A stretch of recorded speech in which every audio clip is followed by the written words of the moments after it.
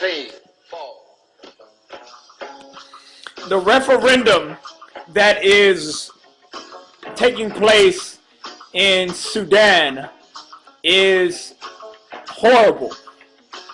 It is horrible for many historical reasons. Let us not forget that the individuals who are in the north, the Arabs and the Afro sellouts,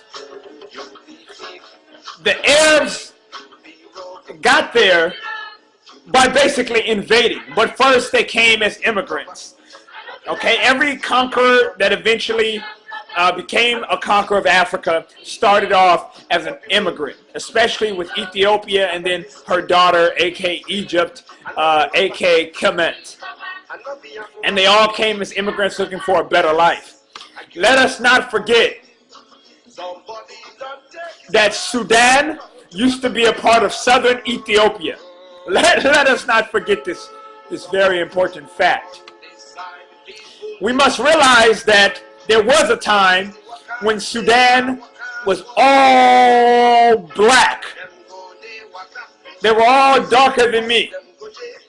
Beautiful black people. And as we read this book and we do some research, we begin to realize that weak leaders, sellouts, long ago set in motion what Southern Sudanese are dealing with at this very moment in time. What is it you say? Well, I'm going to read a very, very short paragraph. The long, long stretch of centuries into millenniums made it easy to delete some of the most significant developments in those early ages in Egypt, aka Kemet.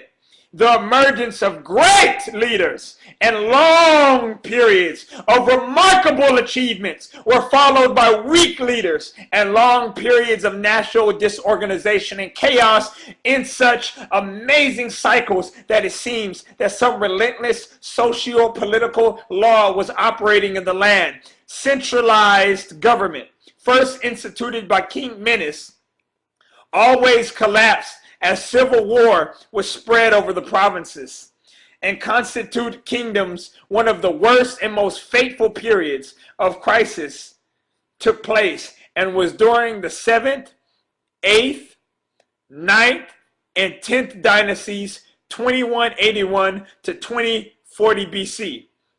What happened during this period of political anarchy is typical of the unproclaimed process that slowly but steadily changed both the political and ethnic character of Egypt and in the end of all the black Sudan as well. During this period, as in many others, the blacks played a leading role in expending their own downfall, a fact as important in their history as anything else.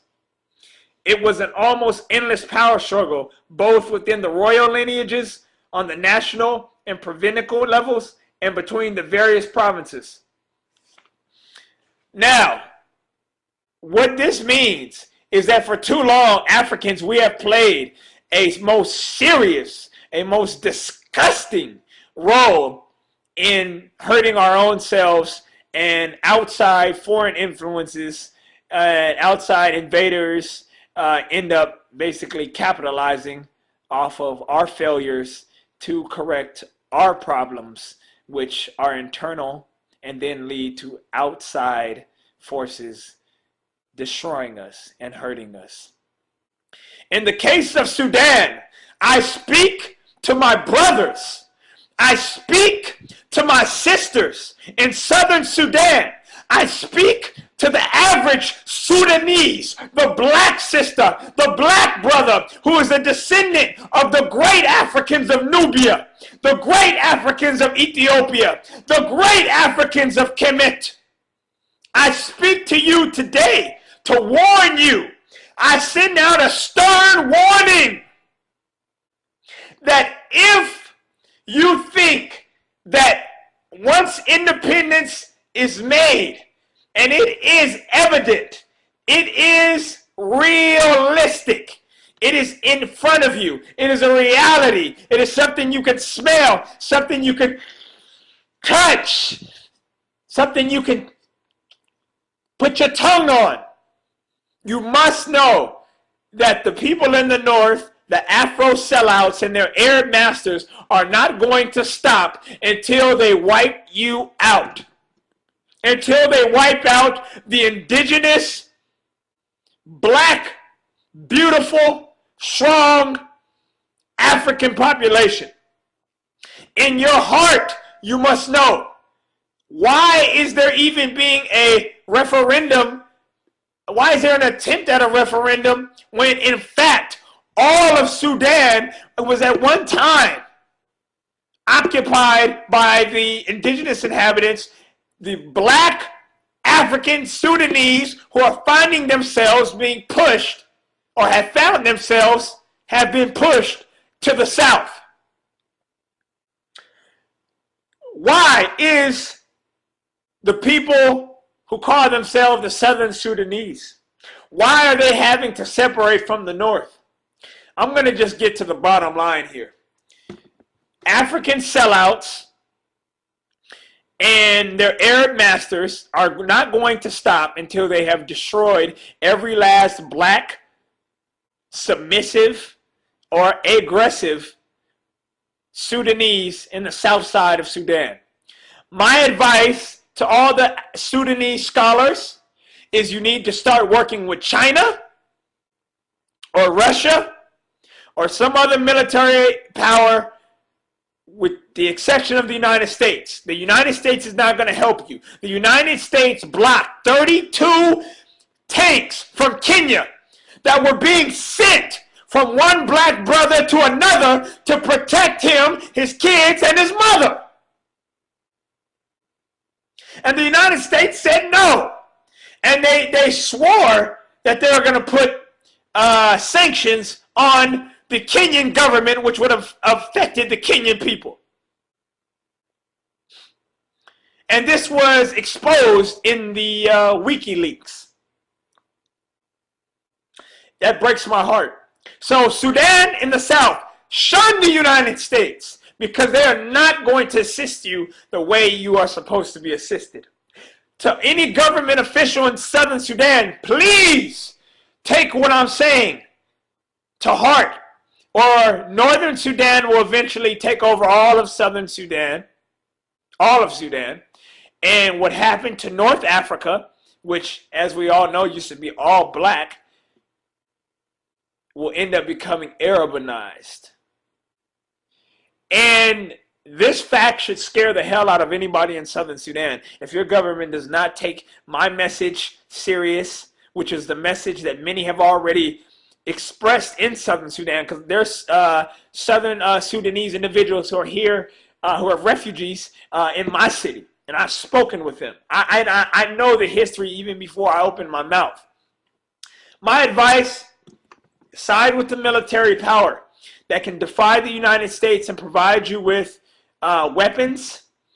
There needs to be a mass re-education that speaks the truth of the atrocities committed in ancient times that led up to the events of present times.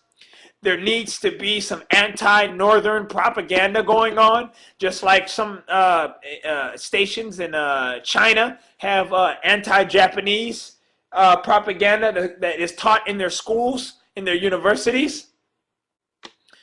There needs to be a plan for 100-year conquering of northern Sudan, because the people in Sudan, they're not going to stop.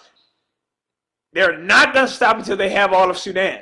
And when a world war breaks out, everybody in the world goes apeshit, and people can't police the world as they currently can right now, because they have other obligations, which is bullets and bombs on their borders. And when a world war happens, and it may not even take a world war, northern Sudan is going to tear the shit out of southern Sudan if you all do not prepare, and if you all do not understand history and the destruction of black civilization that has occurred in northern and eastern Africa.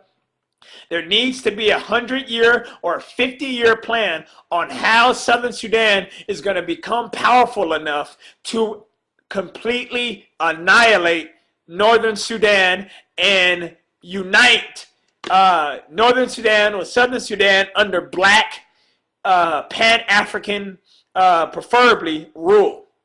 If it's Christian rule, that is acceptable. If it is Muslim rule, it is only acceptable if there are shoulder to shoulder with African Christian Muslims and African individuals who have a Pan-African thought. There needs to be a 50-year or 100-year plan on how Southern Sudan is going to be able to conquer completely Northern Sudan, kick out the Arabs, kick out the African sellouts, and once again proclaim to Africa and the world that that region will be a beacon for black intelligent power. Sudan, Southern Sudan, I am with you. Peace.